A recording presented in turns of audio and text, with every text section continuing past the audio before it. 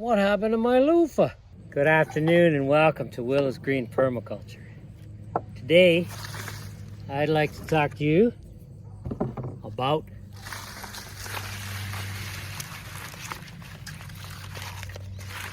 my loofahs. Something real strange happened this year with my loofahs. But the first time I was able to get loofahs that grew and dried on the vine while still in the garden before we got any frost and stuff like that. We're 5B, 6A. If you're looking for a loofah that you can grow in a short season, so if this is something you're interested in, then let's get started.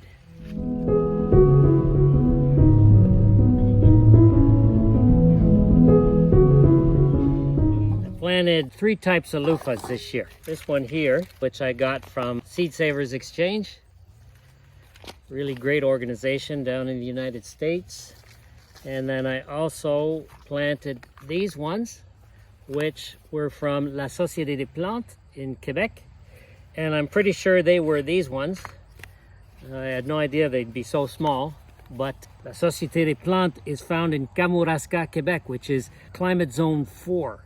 And so if they grow these to produce seeds and so on, then obviously this is a type of loofah that can grow in real cold zones. We're 5B, 6A, and so that was really great. And then there's the kind that I planted last year, which were really nice, and I'll show you an image here. But here's one of the sponges I got from last year that I use in the shower quite often. Really nice. It's held together really well since this past January, and you can see that video. So now today I am going to be opening these to get the seeds out and also to check out the sponges. Okay, the seeds are black like this. I see a few of them have fallen out already. Now the thing is, this past year I made the mistake of sowing my loofahs in these cells. Very small, these cells.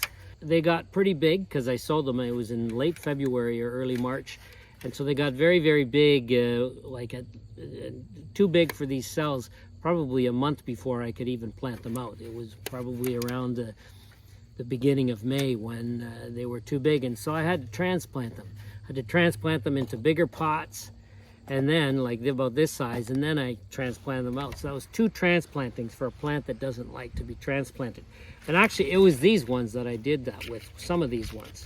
Others that I didn't bother transplanting with, they were these kinds. They didn't do too well. If I left them in for 3 months in here, they just didn't do well when I transplanted them. So I direct sowed some, and this was from direct sowing in late June. And so I managed to get a couple, but that's just way too late. Loofah. A new one on October 1st. And another one on October 1st.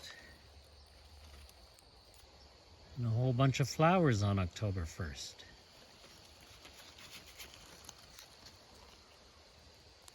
Another loofah flower on October 1st. Here are some more loofah flowers. They're appearing everywhere, male and female ones. I found 2 more right beside the other type of loofah that's finishing up ripening. So in 2025, our flowers came a month later than in 2024 for our traditional loofahs, the ones that we grew last year. And so next year, what I'm going to do, because next year I've decided to start a lot fewer plants in the spring because I know exactly how many I need to produce. I've been always sowing maybe almost doubled into the number of plants I need, double the tomatoes, double the peppers, double the beets, and so on. I'm not going to do that anymore next spring, so I'm going to have more space. And so for the loofah, I'm going to plant them at the very least in pots this size. Probably most of them I'll plant in pots this size, but a few, maybe about 6 of them, I'm going to plant in pots in this size. And that way I will only need to transplant them when I transplant them out. And actually I'm probably going to line the pot with newspaper so that the transplanting isn't as stressful on the roots. And that newspaper, just 1 layer of newspaper. Hopefully it won't decompose before I transplant them, and then that will help me transplant them without giving too much stress on the roots. We'll see if I do that. I might try 3 with newspaper and 3 without. I had the possible idea of using something called cow pots, or pots made out of cow dung that are decomposable. But I thought, you know what? You know, when you're talking about self-reliance or food autonomy or anything like that, when you're working towards that type of thing, well, you're working on reducing the amount of things you need to buy, whether it's at the grocery store, the garden center, or hardware store, or wherever, because we're working on trying to do things ourselves and also not wasting anything. You know, all of our pots we've gotten recycled from garden centers, from nurseries and so on, and haven't had to pay for them because we're recycling them. And so we just reuse them year after year after year. We make sure we take care of them so they don't, you know, they don't break and so on. Some of them are cheaper than others, and so some of them break. But otherwise, well, that's what we do. And so I opted not to get to the cow pots for this. And so we're going to see how the bigger pots do next year, because I'm going to probably start them late March, a little bit later than usual. Well, no, a little bit later than last year, a little bit earlier than the year before, but start them in these pots. They'll have better conditions because they're going to get more sunlight and more heat inside the house than they've had in the past. And so I'm hoping maybe I can even get some that are further along, some of these bigger ones and some of the ones that I grew a year ago, which were really nice. And those seeds I got from WDS Seeds here in Ontario. And so that's what I'm hoping to do. However, when they're green like this, I make sure, you know, when we're gonna have some frosts that I can't protect them from the frosts anymore, because I'll cover them for the first couple frosts, but then after that, the plant, if it kills the plant, then forget it. And so I harvest it with a lot of vine that allows me to hang it indoors, because I think that's probably the best way to try and dry it indoors and put it in a nice sunny spot. So let's see how we did with our loofah. Let's start with one that got some seeds in it. There. Now what's funny is they've got this little bit on the end that just breaks off. Look at that. Just breaks off and then the seeds just fall out. It's kind of funny. There we go. So 2, 4, 6, 8 seeds there. See? There you go. Anyway, now let's see what this looks like. Let's start putting these seeds into here. There we go. There. Now, let's see what this sponge looks like. The skin's breaking off easily. That's nice to see. Look at how easily that's breaking off. And the sponge is looking a lot cleaner than this one, which came out kind of gray, and it's been gray ever since. I don't want to bleach it or anything like that. We don't even have bleach here. Suppose I could put it in. Well, I do keep it in a sunny window. Oh, look at that big piece came off. Okay, there we go. Look at that. Look at that nice little sponge. And I don't think I'm going to cut this open to flatten it. Well, we'll see. Well, maybe I'll try it with one of the other ones. Now it's still got lots of seeds in it, and I don't want to crush this one. This is just nice. I'll try crushing others to see if they're flexible and so on. I got a couple more seeds in here. This is a nice looking sponge. Okay, let's start another one. Oh, it's got seeds too. Oh, whoa, look at all these seeds. Nice. Very nice. Tons of seeds here. Okay. Here, I'll show you a close-up of all these seeds. There you go. Nice. Very healthy. These are very, very healthy looking seeds. A couple of them look like they were unripe, the ones that aren't black, but most of them are really good, in really good shape. Maybe my imagination, but this sponge seems a little more flimsy.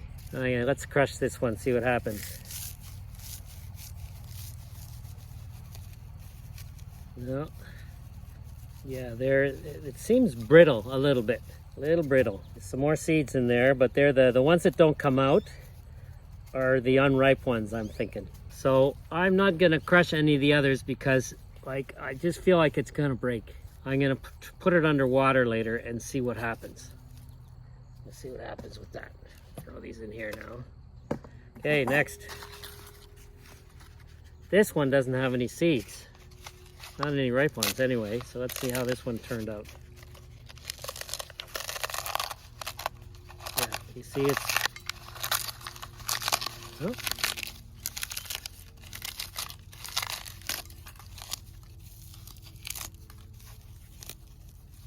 A little portion of it kind of rotted. Yeah, like if I tried hard, I could rip this. But then again, I suppose I could rip this too if I tried hard. Next.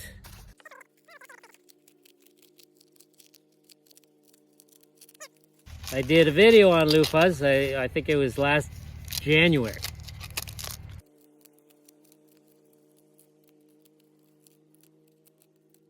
You can check that video out. I give a lot of the details about growing them and so on. Basically, loofahs, you're gonna treat them like cucumbers, like melons, like birdhouse gourd, like watermelon, all in the same family. You know, they need a lot of heat to grow. Yeah, that's pretty good. This sponge seems quite sturdy. And also, for instance, like peppers, you know, they need that heat. So you're gonna start them, and they're slow to grow. They need a long season. So we start them early, and that's why I want to use these bigger pots. Because basically, if I'm starting them in mid-March, mid-April, mid-May, mid-June, I'm not transplanting them at least until mid-June. That's 3 full months.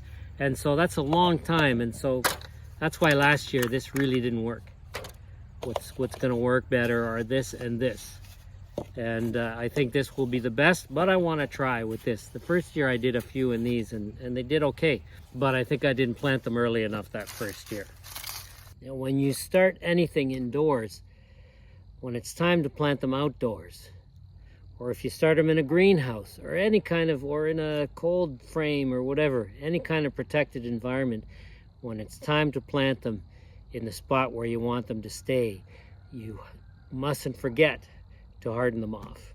And that means acclimatizing them slowly to their new conditions. So if they're indoors or any kind of protected situation, then direct sunlight is going to be something that's new to them, and they're going to be sensitive to it.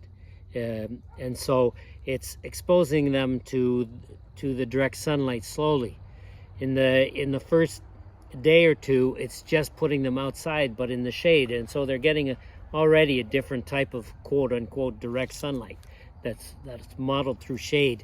And then after a couple days, then you give them maybe a couple of hours of direct sunlight, and then after that, maybe half the day of direct sunlight. And same thing for temperatures. If they were indoors and protected, and now you're putting them outdoors, and it's going to be colder at night than they're used to. Obviously, you want to do it when there is absolutely no danger of frost. But obviously, it's going to be colder outside at night than it was indoors, and so that's also something else that they're going to have to get used to. And so the first couple days, you're not going to necessarily let them stay out at night. The first couple days, put them in shade and bring them in at night, especially if the temperature's cold. If it looks like there's going to be maybe even a frost, and you bring them indoors. You know, in those first couple days, let them stay maybe into the evening, or put them out earlier in the morning, let's say, when it's a bit cooler, not as cold as the coldest part of the night, which is just before sunrise, just so they can get used to the cold or the direct sunlight gradually. That process takes between a week and 2 weeks. And you can really tell when a plant's ready, because you notice its stem gets a lot harder. The leaves just become more vibrant. Don't ever rush the hardening off process. Minimum 5 to 7 days, but sometimes it can be longer. Do it for up to 2 weeks. Don't do it for too long, because if they're in small pots, then that's going to be stressful too. If they're in the larger pots, then the hardening off process can take for a longer time. And if you put them in really big pots, then maybe you don't even have to transplant them. When you are trying to dry these indoors, keep an eye on them. If you notice that they're starting to rot, like this one, well, you could cut the parts that are starting to rot off, which is what I did last year, and I think I'm going to do that with this one, so that the rot doesn't spread to the rest of the fruit. And also, by cutting them off, you're opening it up and you're allowing air in. And so I think I don't have a knife with me right now. Actually, I've got these. This ought to work. So yeah, just cut this off like this, gently. You see there, it's that rod is continuing, so I'm gonna cut a bit more until, yeah, no, there's not even a sponge forming there, so I'm not gonna bother wasting my time with this one. I've seen people boil these and cook them and so on to try and save the sponge, but I've got enough sponges here, and so I just don't think it's worth the effort. And it's just so messy. Yeah, like this is still really full of juice. Now, you know what, I'm curious now. This guy started, so let's finish this.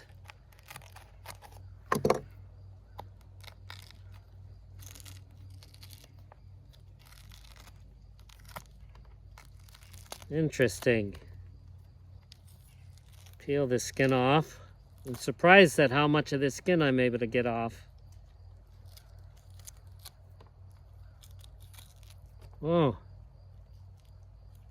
Now I can see even better where it was rotting. You see, it's still, I can still see that the ends here. No, I can't cut it with this. It's too soft. Anyway, there's a partially formed sponge there, but no. Be a huge mess trying to fix this up. No, this is for giving back to nature. The ants will eat this and other little animals. Nothing gets wasted. I could put it in the compost, but there are ants around here, a bunch of ant hills around here. They'll take care of it. Ants eat everything. Oh, not all ants eat everything. Some ants have a very, very limited diet. Like those farmer ants that harvest leaves and digest them and then do their business at the bottom of their nest and then grow mushrooms, and that's what they eat. Anyway. Yeah, keep an eye on your loofah and make sure you give it as much sun as you can and flowing air and so on. Heat if possible, and that should help it to ripen. Last year I managed. I don't know if this was ripe enough when I picked it. We'll see. Probably won't know until January.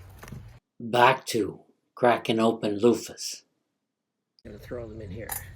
Okay, next. This one, its little, what do you call it? Lid came off. So, I still got a few seeds left in there. Okay, this one looks pretty good actually. Just didn't give too many seeds. Good try.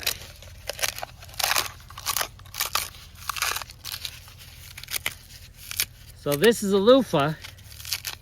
Now that I'm seeing this, these are loofahs that you can grow. We're 5B6A. We got a short growing season, and these ones, like these ones, I started in, I'll verify it and I'll put it up on the screen. March 10th. I checked out my Sowing Abundance in March Part 2 video, and I saw the date. I managed to produce all these loofahs. They were now October 27th, but these have been hanging in the solarium now for a couple weeks, and they were already dry when I hung them up. I had a couple of these small ones that are green, but I didn't bring them out because they're still green, and I figured I had enough examples to show you. If you're looking for a loofah that you can grow in a short season, well, if you don't mind them being a bit smaller, individual size. Some people, I mean, this one is a 1/3 of a big one. You know, people cut up the big ones and they make their sponges out of them. I didn't attach anything to that. It works perfectly as a sponge all by itself. But I cut it into pieces to be able to share it. Now, these ones I won't cut up, I'll just use whole. Now a few of them I didn't bring scissors out, but a few of them I may cut. But I want to wet them first before I cut them because I don't want them to break or something. Cut them while they're damp. Okay, let's continue. Here's another one.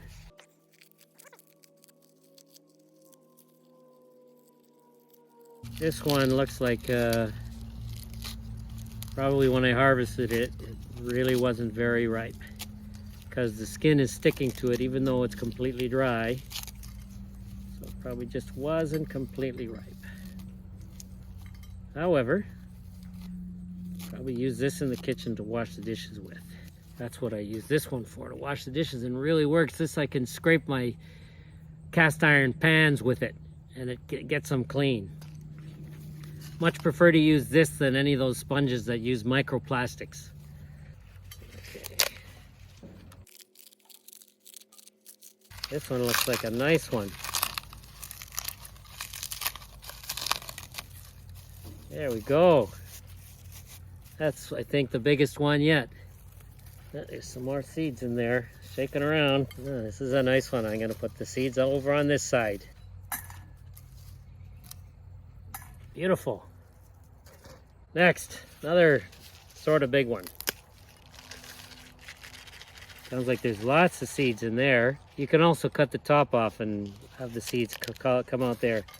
But yeah, a lot of seeds there. This sponge is really brittle.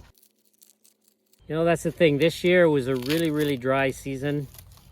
And I generally don't water our gardens. Towards the end of the, let's say, the loofah season, I started to water the loofahs and some of the peppers because they were really suffering from the drought that we had in the summer. Basically, we got no rain from, not a drop of rain from about June 15th to August 15th, or maybe even from the very beginning of June to August 15th. And most of our gardens don't need any water, but a couple of the sections of our main garden are a bit drier. A bit higher up, a bit drier, a bit closer to the woodland, and so the trees absorb a lot of the water. And so the areas where we had our peppers and our loofahs, those are the only two areas that needed any kind of watering.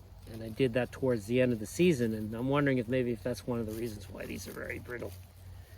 A couple of these anyway. This one's pretty solid. No seeds, but a solid sponge. Another nice little sponge for the kitchen or the shower. A couple little ones left here. Nice little sponge. Nice color, nice yellow. All the seeds are good, even the ones I put over here. I mean, you never know. You never know. Always want to have diversity. That's where a healthy, balanced environment comes from. Next.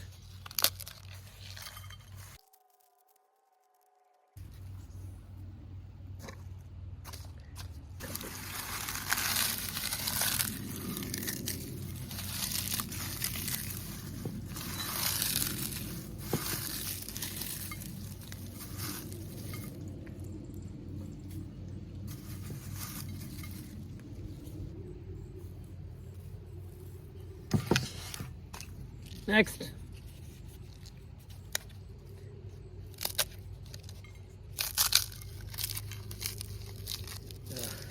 No, this sponge is coming all apart.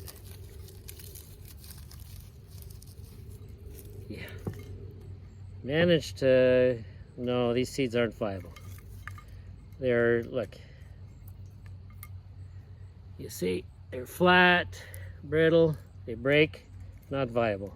You can break the seed easily like that. No, not viable. Yeah, brittle seed. You know, like a roasted pumpkin seed or something.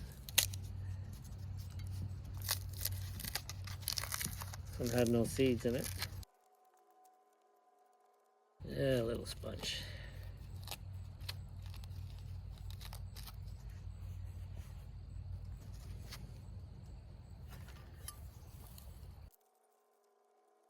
Yeah, tiny sponge.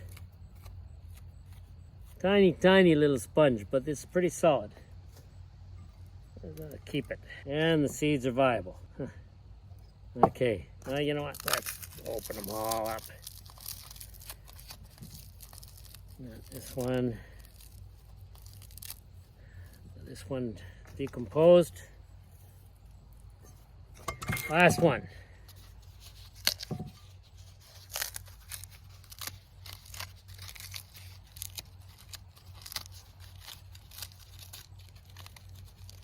this one. The skin is sticking to it.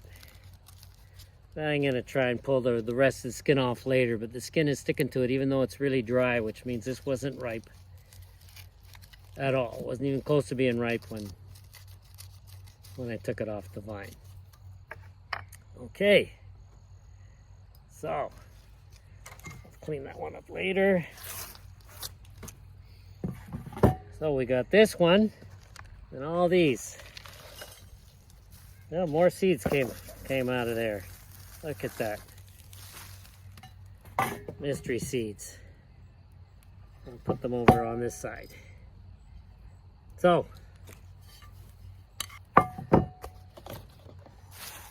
our biggest sponges, these are the seeds from our biggest sponges. There we go. And look at all these sponges. 1, 2, 3, 4, 5, 6, 7, 8, 9, 10, 11, 12, 13, 14, 15. And then these two, we'll see.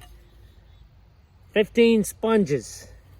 15 ripe, usable sponges. Happy about that. Maybe another one on the way. And then a whole bunch of seed. I'm looking at maybe at least 50 seeds in here. And then probably another 50 in here. I'll have to give them a count and I'll put it up on the screen. Yeah, here's something. Last year, I planted the loofah with the birdhouse gourd on the same cattle panel. The same 2 cattle panels.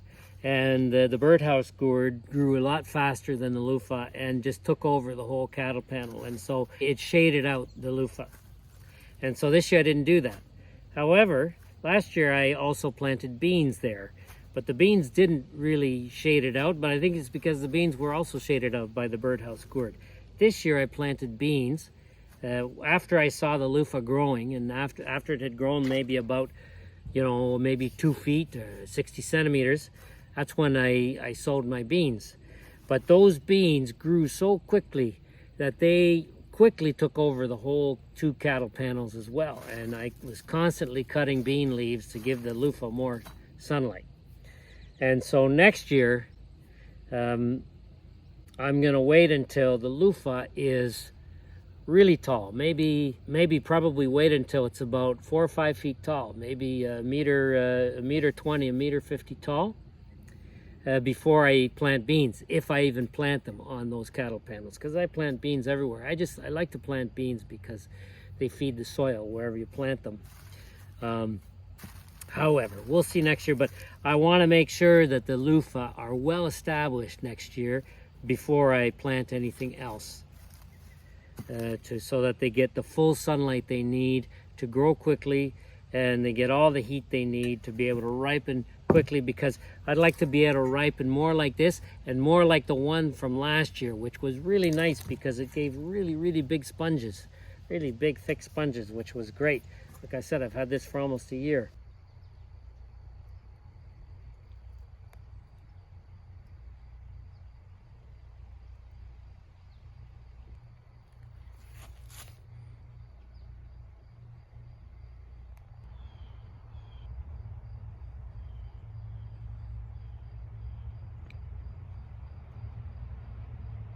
These are my 2 nicest ones. Now I'm going to go in and test these to see how they do underwater. So this is the one that seemed to be brittle. So now I'm going to put it in some water and see what happens. I didn't want to squeeze it while it was dry. So got a little bowl of water here. I'm just going to put in there. I don't know, my instinct told me this is how I should do this. You see that? Nice. Dust coming out of it into the water. Oh, nice. I'm going to do this with all the sponges. Very nice.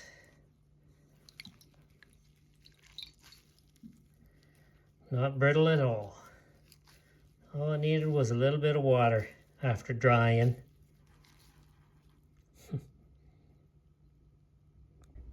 Now I've run them all through some water. They're all nice and spongy. This year's loofahs. Let's have a look at the seeds. 2, 4, 6, 7, 8, 9, 10. 10, 20, 30, 40, 50, 110, 120. About 130 seeds there. Okay, put them back in here. 130 viable seeds. Best mini-luffas, October 2025. Now let's have a look at these ones. These seeds. These were from the smaller loofahs. Okay, logically not as many seeds. So, about 70 seeds there. Whoops. 120 seeds here, 70 seeds here. And I'm going to compare both next year, see how they all do. Or maybe these will be my backups. Yeah, because that's a lot of seeds to test. These are some of the leftover seeds that I collected a year ago. Well, last January. A couple here too.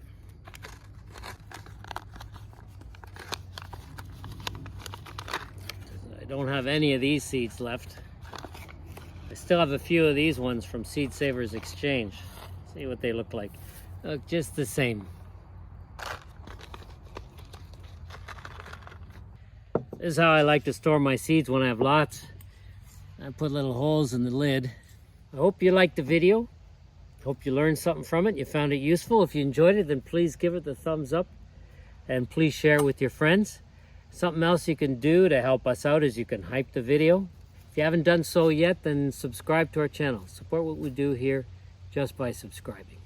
Don't forget to leave a comment or ask a question. I love to answer your questions and respond to your comments. Thank you for watching. Have a wonderful week, and we will see you next time. Some garlic chive blooms and bees from late September. Pretty soon the seeds are going to be ready.